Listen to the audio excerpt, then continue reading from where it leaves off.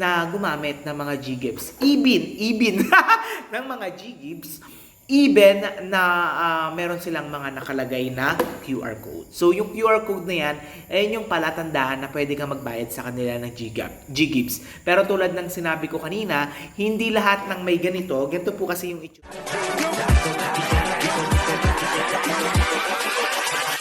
Hold up.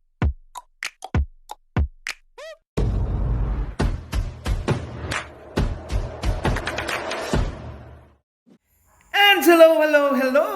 Magandang araw po sa inyong lahat and welcome back po ulit dito sa Ang Montero Tutorial. Ayan! So siguro, marami pala, hindi siguro dahil talaga namang may naghahanap ng mga video natin. Mini-message tayo na, Sir, bakit po wala kayong video? Kayo po ba yung kausap ko? Ang daming nagme-message sa atin na bakit daw hindi tayo nakapag-upload ng video. Kasi po, depende po yan sa content. Wala talaga tayong maisip na content since yung content lang naman natin ay nagbabase lang tayo sa katanungan ng ating mga subscriber. And since, ayan, halos pare-parehas yung mga katanungan, halos iisa yung tanong. So ngayon, sasagutin ko gamit ang video na ito.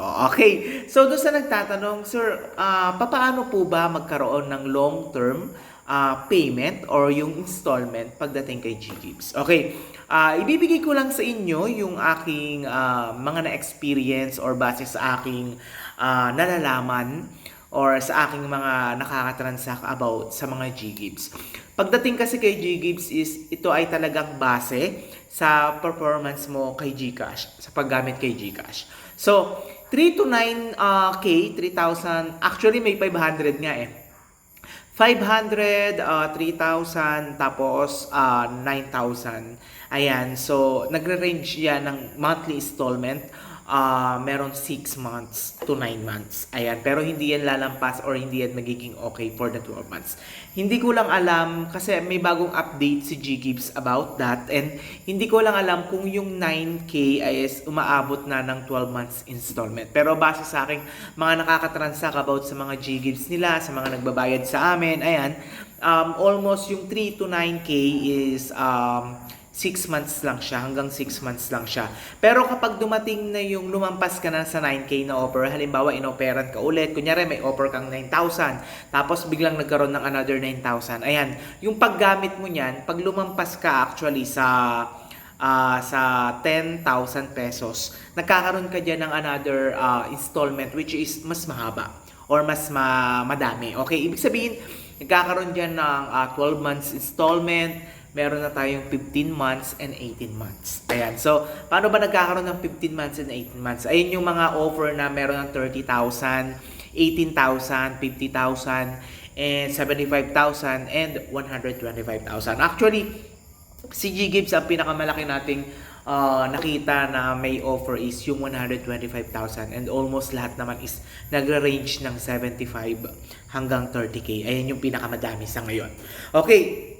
Dito sa video na to, ituturo ko sa inyo on how to use your G-Gifts sa mga department store. Ayan. So, sa mga department store, lalong-lalo na sa mga SM, ayan, sa Pure Gold, ayan, pwede rin yan. Pero lagi niyong tatandaan na kapag pupunta kayo sa mga SM sa pagbili ng appliances sa Pure Gold, sabi kasi ng iba, nababasa ko sa mga group, wag mong sabihin na gagamitin mo yung G-Gifts mo. Basta i-scan mo lang, then i-pay mo. Wag po tayong ganon. Alam niyo kung bakit?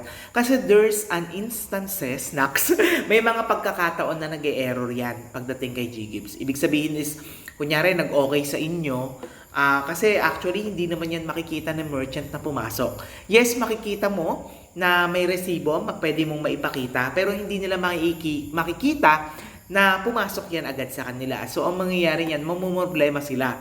So, itong payment na to, okay ba to or hindi? Kaya minsan, hindi talaga sila pumapayag na gumamit ng mga G-Gifts. Even ng mga G-Gifts, Even na meron silang mga nakalagay na QR code. So yung QR code na yan, ayun yung palatandaan na pwede kang magbayad sa kanila ng Ggives. Pero tulad ng sinabi ko kanina, hindi lahat ng may ganito po kasi yung itsura niya actually. Hindi po lahat ng may ganyan is nakakapag-trade or nakakapaggamit ng Ggives kasi madalas po talaga error. Ito katulad nitong sa akin, ayan, actually itong QR na to is ginagamit ko lang siya for payment and hindi na siya nagagamit for Ggives. So actually, may nakalagay dito yan sa tabi na Ggives, zero down payment, G-credit, and ayan, and many more. So, ayun o, more deals in A rewards. Nasa Gcash apps yan. So, ganito yung makikita nyo sa mga store, sa Standy. Then, pag may nakita kayong ganyan, ibig sabihin, pwede nyo gamitin yung iyong mga Ggives. Pero, magpapaalam pa rin kayo na yung gagamitin yung pang payment ay galing sa Ggives. Para naman, mag-send yung resibo, walang pag-aalinlangan, ipakita nyo, ito po yung payment ko and maging okay. Kasi minsan talaga, nagiging problema yan, lalong-lalo na kapag hindi dumating yung text message sa kanila, yan ang problema. Madalas walang signal sa mga ganyan. So, paano na ngayon yan? O di error na yan. Mag-aantay ka ng ilang araw, kukontak ka, kailangan mo ng telephone, wala kang telephone, kailangan mo magpa-load, ganyan yung magiging problema. And pagdating naman sa mga pure gold, ayan, ganyan din yung nagiging problema.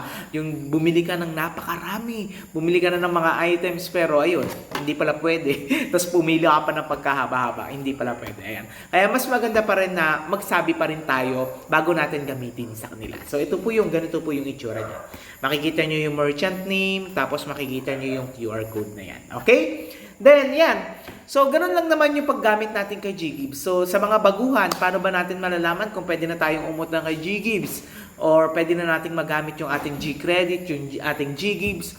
Punta na kayo sa Gcash apps nyo. Tignan nyo yung loan or borrow kay Gcash apps. Then, makikita nyo naman yun. Then, if ever naman na need nyo ng funds or yung cash ang kailangan nyo, with service fee po ito, kami po ay nagpapabayad ng mga bills namin.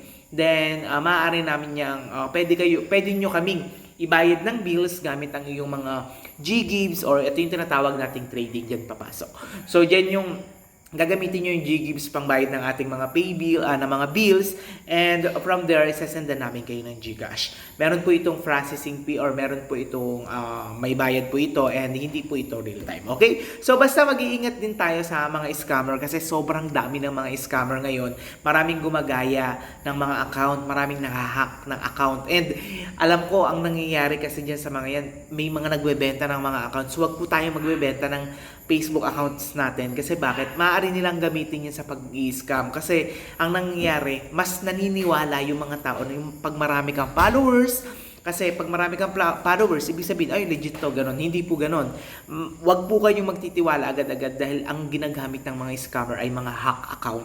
Which is kahit nga ilang followers, meron nga 10K pero nagiging scammer pa rin. Bakit? Kasi yung account na yun, nahack lang.